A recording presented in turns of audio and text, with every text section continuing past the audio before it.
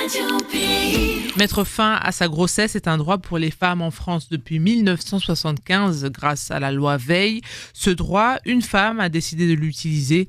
Elle témoigne sous couvert de l'anonymat, nous l'appellerons Sarah, et il y a quelques semaines, elle a avorté. J'ai découvert que j'étais enceinte et j'ai eu un gros stress parce que c'était pas du tout le bon moment et donc j'ai utilisé ce droit en tant que femme. Une décision qu'elle a prise assez rapidement.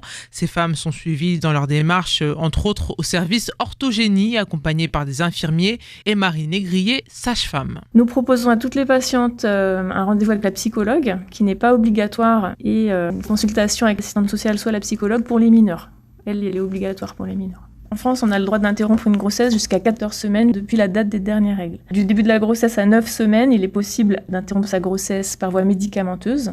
Et entre 9 semaines et 14 semaines, on propose une interruption instrumentale au bloc opératoire avec une aspiration. Elles sont accompagnées du début à la fin et selon la procédure choisie, cela peut durer plusieurs semaines. Durant tout ce temps, ça a été beaucoup de stress pour Sarah et pourtant elle a choisi de le vivre seule. Parce que c'était ma décision. Mais je pense qu'a posteriori, c'est aussi le droit des femmes de choisir l'accompagnement ou pas. Son compagnon est donc resté sur la touche, il a tout appris après. Il a regretté, il aurait bien voulu m'accompagner. Je regrette de ne pas en avoir parlé assez tôt. Difficile d'en parler de l'avortement, même si c'est un droit depuis 46 ans.